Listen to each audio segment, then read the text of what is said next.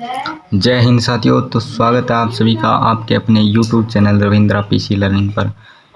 तो हम कंप्यूटर की क्लास का आगाज़ करने जा रहे हैं। हमारी बिल्कुल बेसिक लेवल से कंप्यूटर की क्लासें हैं वो लगातार चल रही हैं।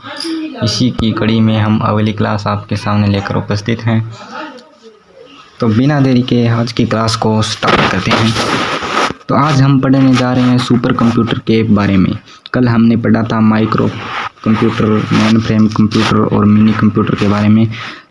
इसी में कंप्यूटर का चौथा प्रकार आता है सुपर कंप्यूटर, जिसके बारे में आज हम अध्ययन करेंगे।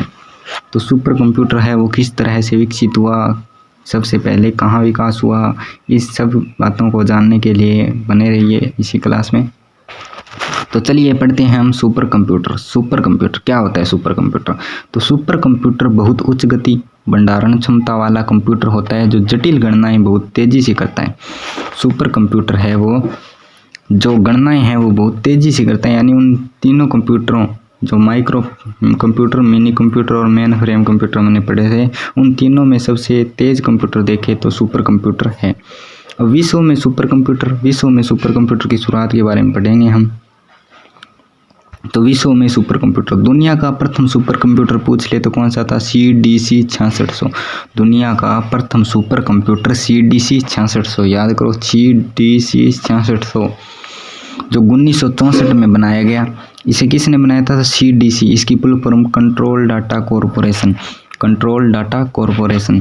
तो जो पहला सुपर कंप्यूटर है वो किसके द्वारा बनाया गया? तो सेमूर क्रे ने बनाया था। क्रे फर्स्ट 1976 में विश्व का पहला व्यावसायिक सफल सुपर कंप्यूटर था। पूछ ले पहला सुपर कंप्यूटर कौन सा था? तो वो तो था CDC 6600।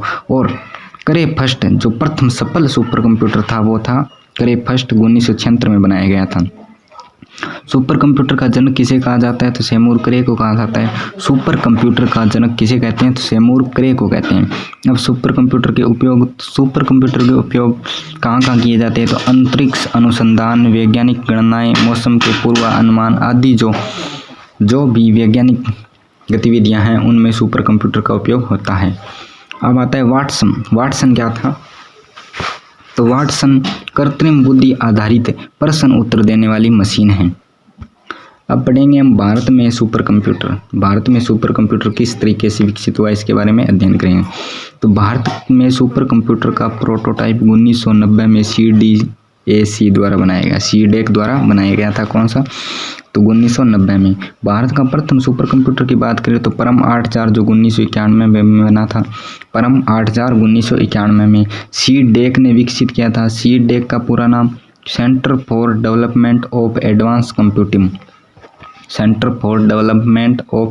कंप्यूटिंग, ये CDAC का पूरा नाम है। CDAC की स्थापना कब हुई? तो 1988। CDAC का मुख्यालय पुणे में है। मुख्यालय कहाँ पर है? पुणे में। तो भारत में सुपर कंप्यूटर का जनक किसे कहते हैं? डॉक्टर विजय पांडुरंग भटकर को कहते हैं। जो डॉक्टर विजय भटकर है उनको भारत में सुपर कंप्यूटर का जनक कहते हैं। अब जो भारत में जितने भी सुपर कंप्यूटर बने हैं वो लगभग परम श्रृंखला के बने हैं, जिनमें कुछ महत्वपूर्ण है। परम 10,000, परम पद्मा, ये भारत के सुपर कंप्यूटर हैं। अनुराग DRDO की लैब द्वारा उन्नत संख्यात्मक अनुसंधान हेतु सुपर कंप्यूटर विकसित।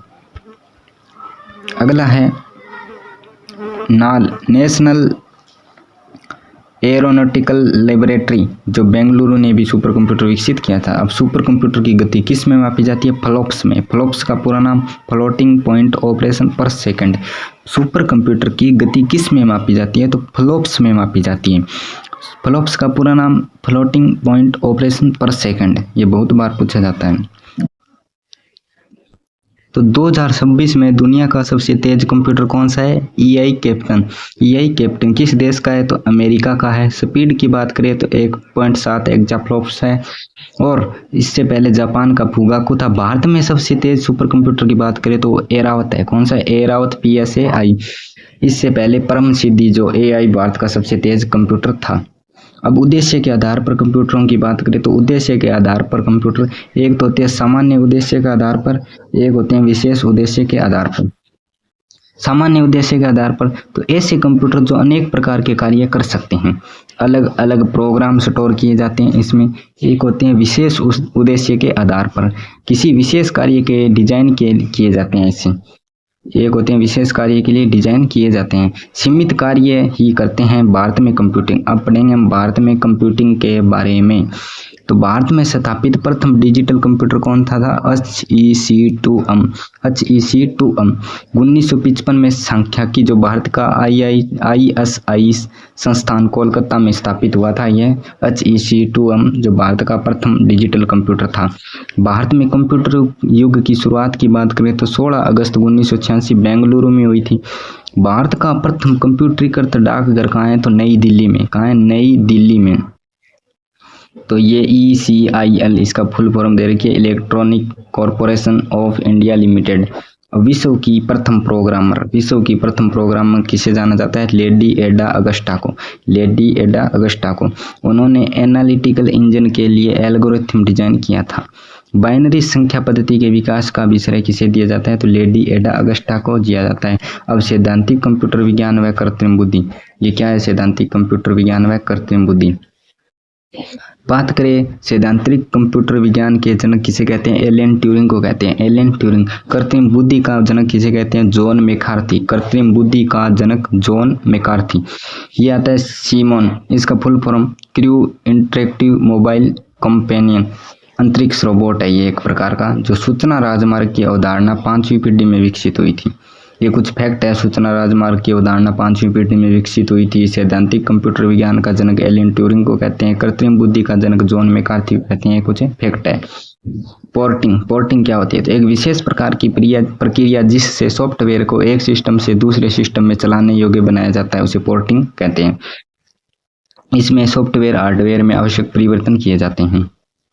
कंप्यूटर की आधारभूत कार्य प्रणाली, तो ये कार्य प्रणाली हम पहले भी पढ़ चुके हैं, आगे CPU में इसका विस्तार से पढ़ेंगे। तो IPO ये इनपुट प्रोसेस और आउटपुट।